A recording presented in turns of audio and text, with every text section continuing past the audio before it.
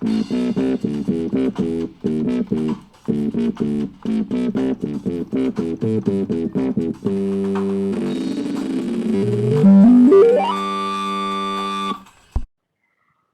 welcome Year 7s, and we are going to give you a tutorial on how to use MuseScore and how to notate the tune in the Hall of the Mountain King in MuseScore. Let's get right into it. First thing you need is to install MuseScore. It's a software, you can find it online. Go to musescore.org, download it, and install it so that you can begin this task. Okay, now that we've opened up MuseScore, we're going to go to File and New. When you go to File and New, there's going to be a box which asks you about the title and other details.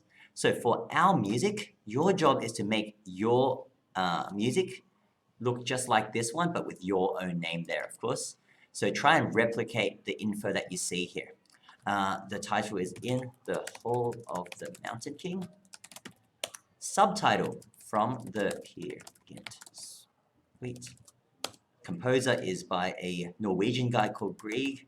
Great composer, had a beautiful piano concerto.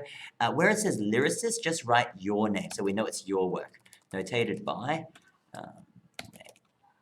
Okay, and then when you've filled in those things, hit the next button. It will ask you what instruments you want to write for. For us, we're just doing a melody line, so we're going to choose the treble clef. Hit the next button.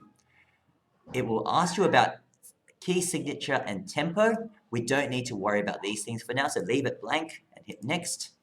All right, now it's going to ask you about the time signature and the number of bars.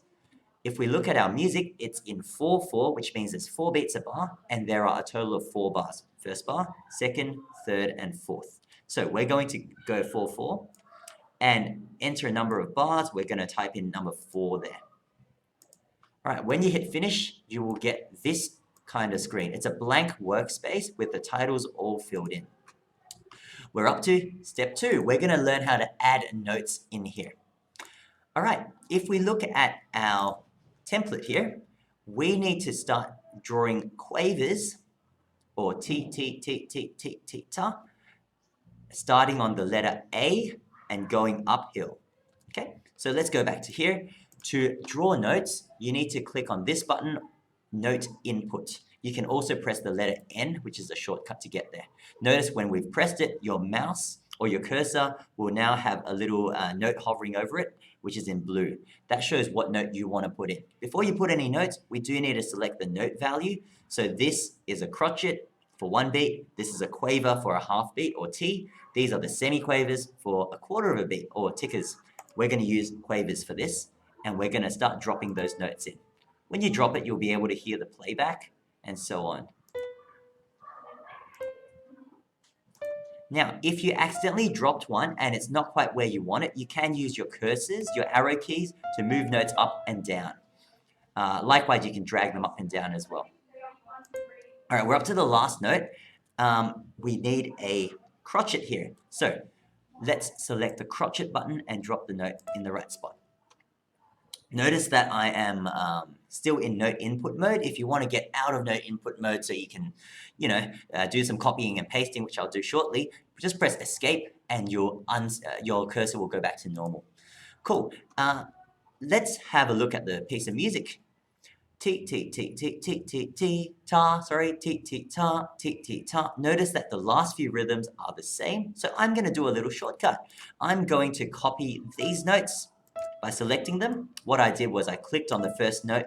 When you've selected it, it goes blue. Then I held the shift key and clicked on the last note that I want to copy, and the whole selection goes blue.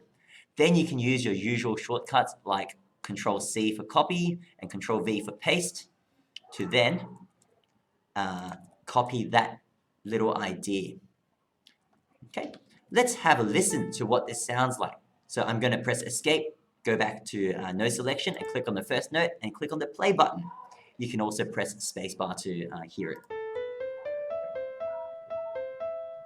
Okay, it sounds like the piece, but some of these notes are not quite right. So let's adjust them.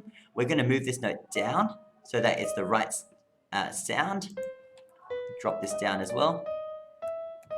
So you can adjust it like that. If you want to check the notes, do look at the template document. We want a D with a sharp there not a hashtag, it's a sharp, D sharp to B, back to D sharp, then a D natural, B flat, and D natural. So just copy the pictures you have here. D sharp, E, D sharp, and then this was a normal D, down to a B flat, back to a normal D. There we go. The next bar sounds similar to the first bar. Bum, A, B, C, D, E, C, E, then it goes on. So I'm going to copy this bar and paste it here and edit the last bit. The last note is an A. Another shortcut which will be really handy for you is when you're in note input mode, you can type the letter of the note that you need. So we need a G, E, C, E, and back to G.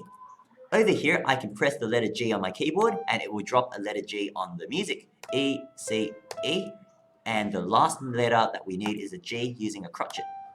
So there it is. Let's have a listen to verify that all the notes are correct.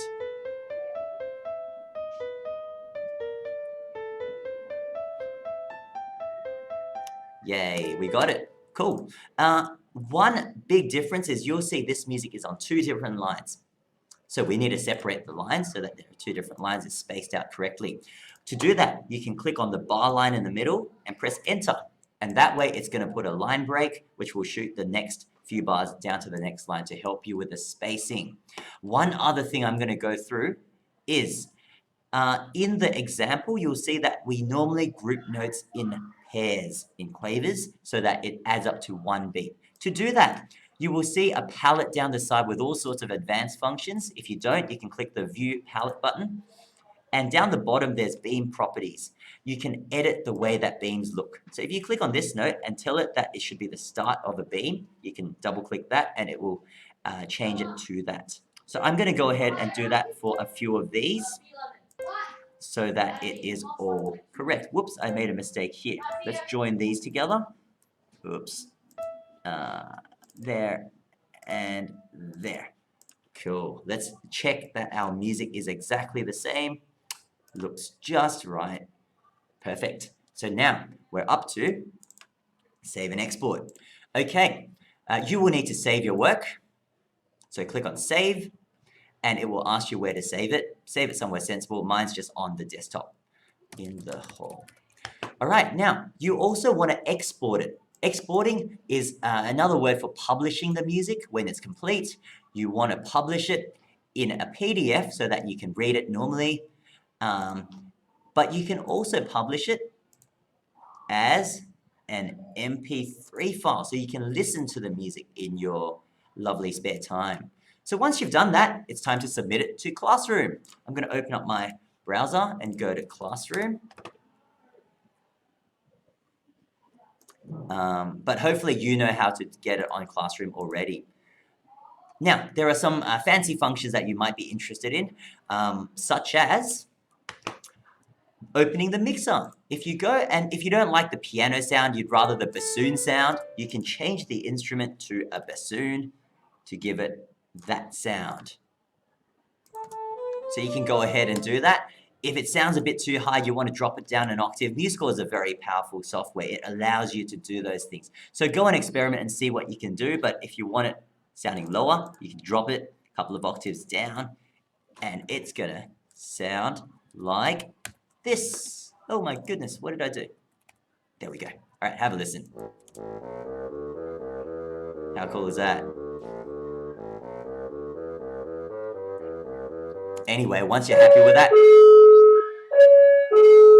save your work, chuck it on Classroom, and you're done.